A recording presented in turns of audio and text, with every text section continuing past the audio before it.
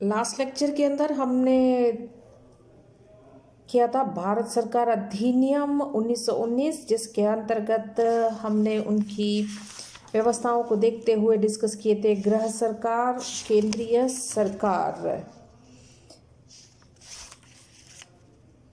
केंद्र सरकार का ढांचा हमने वो किया था डिस्कशन। आज 1919 के अधिनियम का हम करेंगे प्रांतीय शासन व्यवस्था। इसी को कंटिन्यू करेंगे। इस अधिनियम को 20 अगस्त 1917 को सम्राट की राज की घोषणा का लक्ष्य भारत को शनि शनि उत्तरदायी सरकार प्रदान करना था। इसी दिशा में काम करते हुए सबसे अधिक उपयुक्त क्षेत्र प्रांत ही थे, परंतु प्रांतों में भी 1919 के अधिनियम द्वारा आंशिक उत्तरदायित्व के सिद्धांत को ही अपनाया गया, पूर्ण उत्तरदायित्व के सिद्धांत को नहीं। और द्वैध शासन केवल उन प्रांतों में लागू किया गया जिनमें गवर्नर होते थे। जिन छोटे प्रांतों में चीफ कमिश्नर थे उन्हें यह व्यवस्था लागू नहीं की गई। इस अधिनियम के अंतर्गत प्रांतों में जो शासन व्यवस्था कायम की गई थी उसे द्वैध शासन प्रणाली कहा जाता है। द्वैध शासन का अर्थ है दो शासकों का शासन। जैसा कि ऊपर बतलाया जा चुका है कि संपूर्ण प्रशासनिक विषयों को केंद्रीय सूची और प्रांतीय सूची में विभाजित किया गया। अब इस अधिनियम द्वारा पहली बार प्रांतीय विषयों को भी दो भागों में बांटा गया। एक था रक्षित विषय यानी कि रिजर्व सब्जेक्ट, एंड दूसरा था हस्तांतरित विषय यानी ट्रांसपोर्ट सब्जेक्ट। जिन विषयों को भारतीयों के हाथों में दिया जाना था, ब्रिटिश सरकार को कोई विशेष हानि नहीं होती थी। उन तमाम विषयों को हस्तांतरित विषय में शामिल किया गया और उसे भारतीय मंत्रियों को सौंपा गया। इसका शासन संचालन। ये कौन कौन से विषय थे जिसके अंतर्गत हम देख लेते हैं? स्थानीय सुशासन, चिकित्सा, सार्वजनिक स्वास्थ्य एवं सफाई, यूरोपियनों एवं एंग्लो भारतीयों की शिक्षा को छोड़कर शेष जनता की शिक्षा, सार्वजनिक कार्य, कृषि सहकारी समितियां, मछली क्षेत्र, उद्योग धंधे, खाद्य वस्तुओं में मिलावट, जन्म तथा मृत्यु संबंधी आंकड़े, तोल और माप आदि 22 विषय हस्तांतरित रखे गए। शेष 28 विषय जो अधिक महत्वपूर्ण थे वे सभी रक्षित सूची में रखे गए, जैसे कि भूमि कर, अकाल सहायता, न्याय प्रशासन, खनिज साधनों का विकास, पुलिस, समाचार पत्र पुस्तिकों व छापखानों पर नियंत्रण, प्रांतीय वित्त इत्यादि। हस्तांतरित विषयों का दायित्व भारतीय मंत्रियों को सौंपा गया, जो कि भारत प्रांतीय विधान परिषद के प्रति उत्तरदायी होते थे। रक्षित विषयों का शासन दायित्व गवर्नर तथा उसकी कार्यकारिणी परिषद को सौंपा गया, जो प्रांतीय विधान परिषद के प्रति उत्तरदायी न होकर भारत सचिव के प्रति उत्तरदायी होते थे। रक्षित विषयों पर प्रांतीय विधान परिषद का कोई नियंत्रण नहीं। जहां यह विवाद उत्पन्न हो जाता था, कोई विषय रक्षित है अथवा हस्तांतरित, वहां गवर्नर का निर्णय अंतिम। इस प्रकार हस्तांतरित विषयों के संबंध में केंद्रीय नियंत्रण में ढिलाई दी गई और यह अपेक्षा की गई कि शासन के ये दोनों भाग, एक और गवर्नर तथा कार्यकारिणी परिषद और दूसरी ओर गवर्नर तथा मंत्रिमंडल, आपसी सहयोग से शासन संचालन करें, पर यह व्यवहार में संभव न हुआ। फलतः द्वैध शासन व्यवस्था असफल हो गई। संयुक्त प्रवर समिति का मत था कि मंत्रियों को संयुक्त उत्तरदायित्व के अनुसार काम करना चाहिए। इसलिए 1919 के अधिनियम की एक धारा में हस्तांतरित विषयों के संबंध में गवर्नर अपने मंत्रियों की सलाह से कार्य करेगा की व्यवस्था की गई, परंतु अधिनियम में मंत्री संयुक्त रूप से उत्तरदायी हो के लिए कोई नियम नहीं बनाया गया। अतः गवर्नर ने इसका पूरा लाभ उठाया और अलग अलग मंत्रियों से विचार विमर्श करने का तरीका अपनाया ताकि मंत्रियों को दबा कर रखा जा सके। प्रांतीय कार्यपालिका को भी दो अलग अलग भागों में बांटा गया। एक भाग तो गवर्नर और कार्यकारिणी परिषद थी और दूसरा भाग गवर्नर और प्रांतीय मंत्री थे। कलकत्ता, बंबई और मद्रास में कार्यकारिणी परिषद में 4 सदस्य थे, अन्य प्रांतों में केवल 2 थे। यह व्यवस्था की गई कि कार्यकारिणी परिषद में आधे सदस्य गैर सरकारी भारतीय होंगे। कार्यकारिणी के सभी सदस्य 5 वर्ष के लिए ब्रिटिश ताज द्वारा भारत सचिव की अनुशंसा पर नियुक्त किए गए। व्यवहार में जिन व्यक्तियों के नाम की अनुशंसा गवर्नर जनरल कर देते थे, भारत सचिव उन्हीं को स्वीकृति दे देता था।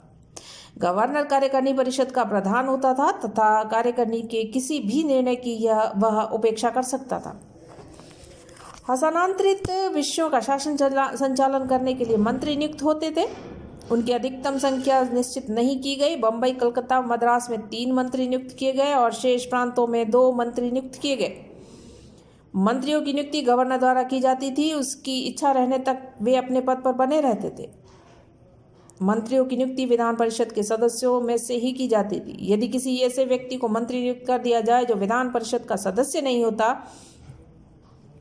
तो उसे 6 महीने के अंदर विधान परिषद का सदस्य बनना पड़ता अथवा मंत्री पद छोड़ना पड़ता। जिस मंत्री में विधान परिषद का विश्वास नहीं होता था उसे अपना त्याग पत्र देना पड़ता था।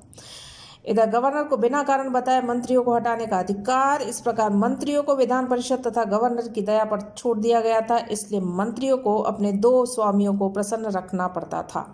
यदि मंत्रियों की सलाह से प्रांत की शांति या सुरक्षा में बाधा उत्पन्न होती हो अथवा अल्पसंख्यकों के हितों के विरुद्ध हो अथवा भारत सचिव व गवर्नर जनरल के आदेशों के विरुद्ध हो तो गवर्नर मंत्रियों की सलाह की उपेक्षा करके अपनी इच्छा अनुसार कार्य कर सकता था। यदि किसी कारणवश हस्तांतरित विषयों का शासन इस अधिनियम के अनुसार नहीं चलाया जा सकता था तो गवर्नर भारत सचिव की पूर्व स्वीकृति से इस अधिनियम को जितने समय के लिए आवश्यक समझे स्थगित कर सकता था। ऐसी स्थिति में हस्तांतरित विषयों का प्रशासन रक्षित विषयों की तरह चलाया जा सकता था। प्रांतीय विधान मंडल। नेक्स्ट, प्रांतीय विधान मंडलों की व्यवस्था के बारे में देखें तो 1919 का अधिनियम, जहां केंद्र में कानून बनाने के लिए 2 सदन, वहां प्रांतों में केवल 1 सदन।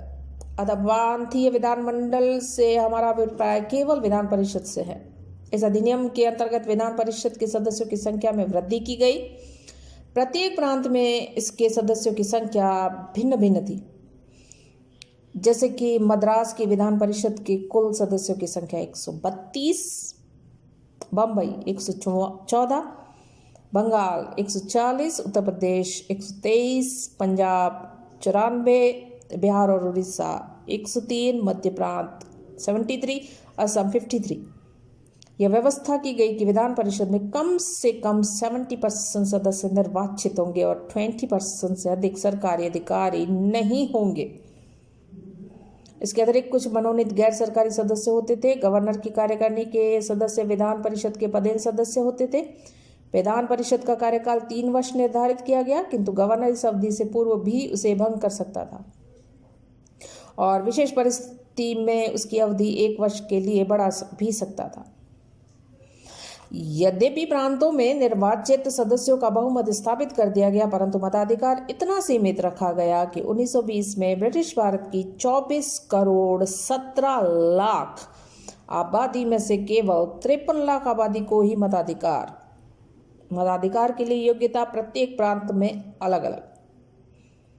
सामान्यतः जो लोग देहाती क्षेत्र में 10 रुपए से लेकर 50 रुपए तक प्रतिवर्ष भूमि कर देते थे उनको मताधिकार दिया गया। नगरों में जो कम से कम 2000 रुपए वार्षिक आमदनी पर आय कर देते थे, जिनको मकान से कम 36 रुपए वार्षिक किराया मिलता था, या जो 36 रुपए वार्षिक किराया देते थे, या जो नगर पालिका को कम से कम 3 रुपए वार्षिक टैक्स देते थे, वे अपना नाम मतदाता सूची में लिखवा सकते थे।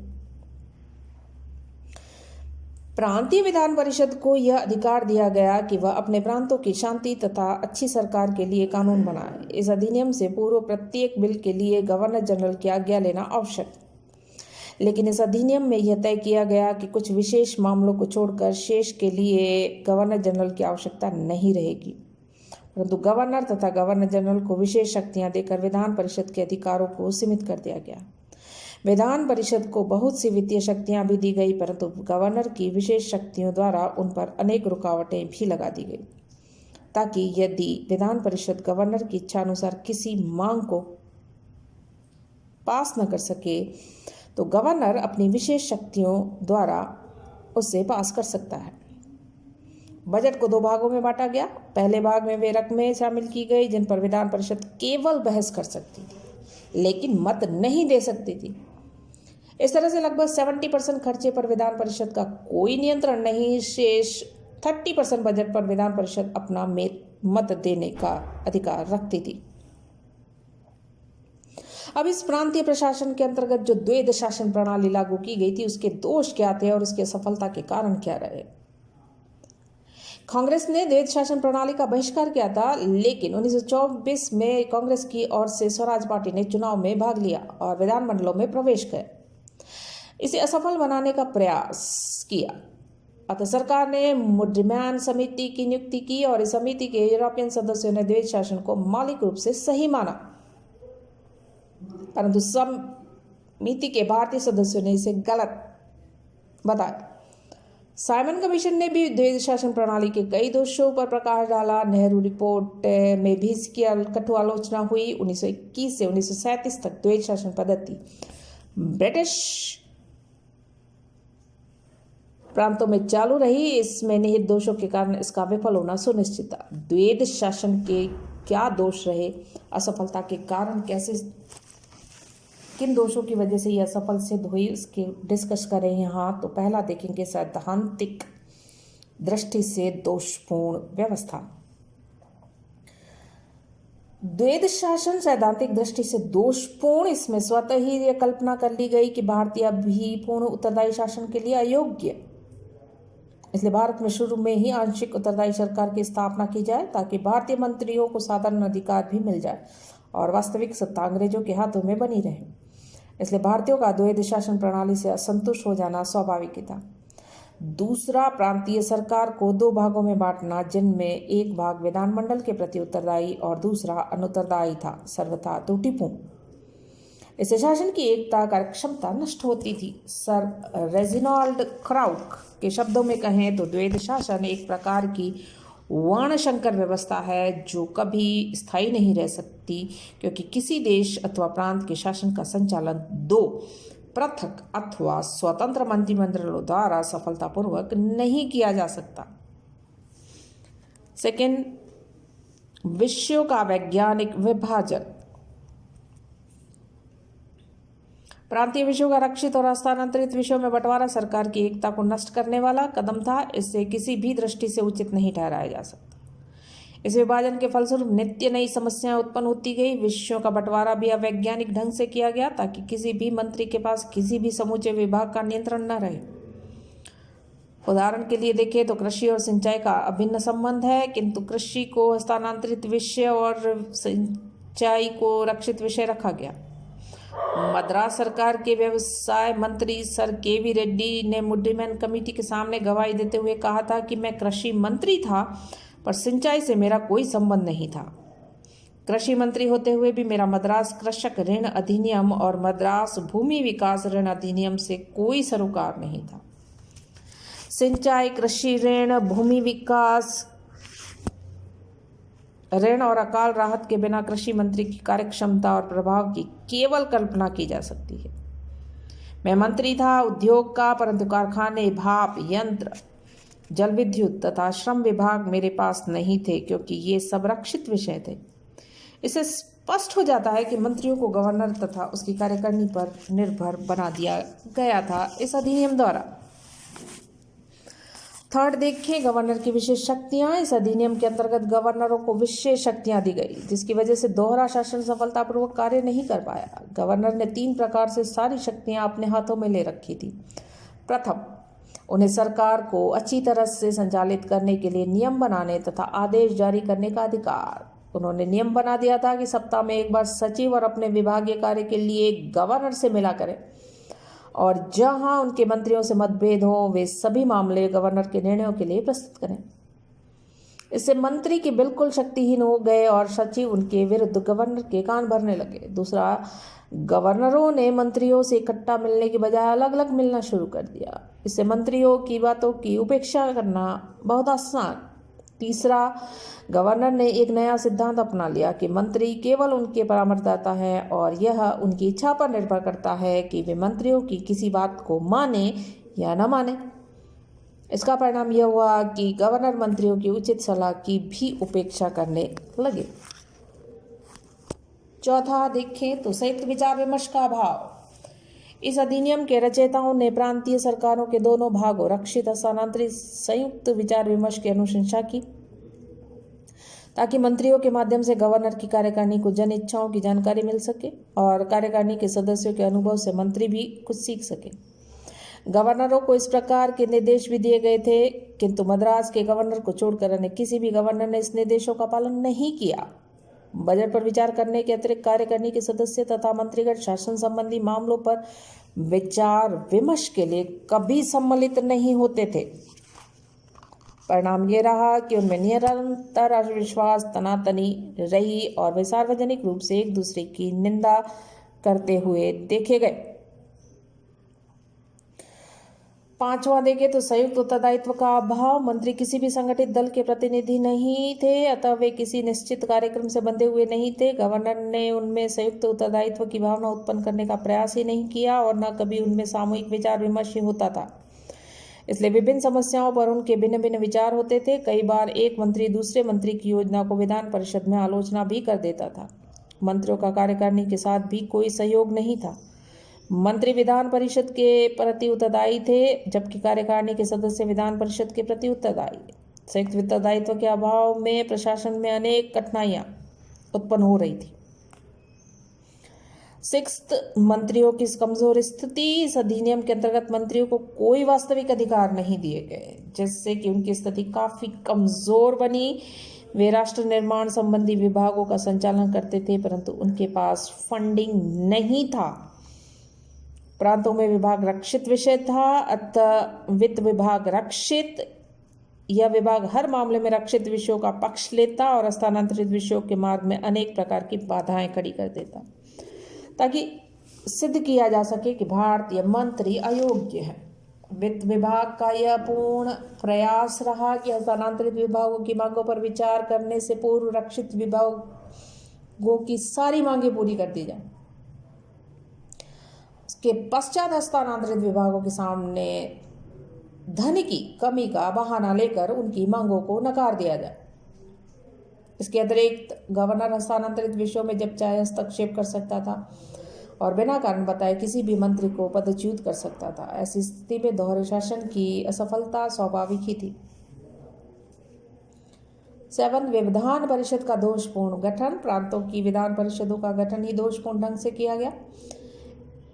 इसमें लगभग 30% सदस्य सरकारी अधिकारी अथवा सरकार द्वारा मनोनीत गैर सरकारी अधिकारी होते थे। जो सदस्य निर्वाचित थे वे विभिन्न सदस्य संप्रदायों तथा विशेष अधिकार प्राप्त तत्वों का प्रतिनिधित्व करते थे। मतदान का अधिकार भी संपत्ति, आयकर तथा राजस्व संबंधी योग्यता पर आधारित। अतः विधान परिषद के अधिकांश सदस्य प्रतिक्रियावादी, इनमें से अधिकांश सरकार को प्रसन्न रखने के पक्ष में, ताकि वे अपने अपने संप्रदायों अथवा हितों के लिए अधिक सुविधाएं प्राप्त कर सके। 8वां कारण देखते हैं सफलता का, द्वैध शासन के बाह्य परिस्थितियों का योगदान। प्रथम विश्व युद्ध के बाद अनेक राष्ट्रीय राज्यों की स्थापना हो गई। ब्रिटेन ने भी अपने अधिराज्यों के साथ समानता का व्यवहार करना शुरू किया। एशिया में नई राष्ट्रीय जागृति आ चुकी थी। इन परिस्थितियों में भारतीय को ब्रिटिश सरकार के सुधार अपर्याप्त और निराशाजनक प्रतीत हुए। स्वराज पार्टी ने विधानमंडलों में प्रवेश किया, परंतु उसका देश सरकार के मार्ग में रोड़े अटकाना, देश शासन की अव्यावहारिकता को सिद्ध करना था। 1930 के बाद कांग्रेस का लक्ष्य पूर्ण स्वतंत्रता प्राप्त करना हो गया और ब्रिटिश सरकार ने विधानमंडलों की इच्छाओं की अवहेलना कर उदारवादियों को भी असंतुष्ट कर दिया। डॉक्टर जखारिया लिखते हैं, सरकार के इस निर्णय ने कि सुधारों पर इस तरह अमल किया जाए जिससे लोगों को कम से कम स्वशासन के अधिकार मिले, और दूसरी तरफ स्वराज दल की इस नीति ने कि सरकार के संचालन में अधिक से अधिक रुकावटें लगाई जाए। 1919 के सुधार के भाग्य का पहले से ही निर्णय कर दिया। कोपलैंड ने भी स्वीकार किया कि द्वैध शासन असफल रहा क्योंकि वह अपने रचयिताओं के मूल उद्देश्यों को पूरा न कर सका। द्वैध शासन की असफलता का एक कारण सिविल सेवकों पर मंत्रियों का नियंत्रण न होना भी रहा। अखिल भारतीय नौकरियों के सदस्य जो हस्तांतरित विभागों का वस्तुतः संचालन करते थे, वे मंत्रियों के अधीन नहीं थे। गवर्नर तक उनकी निजी पहुंच थी और उनके हित भारत सचिव द्वारा संरक्षित। मंत्रियों तथा सिविल सेवकों में आपस में बनती नहीं थी। उनके विरुद्ध मंत्रियों की शिकायतें निरर्थक सिद्ध होती थीं। इस शासन प्रणाली के असफल बनाने में योगदान अगर हम देखें तो असहयोग आंदोलन, खिलाफत, देश में कटुता, अविश्वास, असहयोग का वातावरण पैदा कर दिया गया था। ऐसी परिस्थितियों में शासन का संचालन असंभव।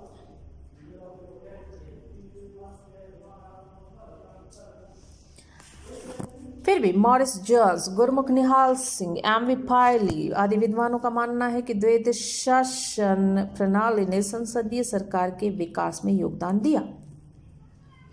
डॉक्टर मॉरिस जोन्स लिखते हैं कि प्रांतीय स्तर पर प्रशासन के एक विशेष क्षेत्र में उत्तरदायी शासन को मान्यता देकर 1919 के अधिनियम ने संसदीय संस्थाओं का आरंभ किया।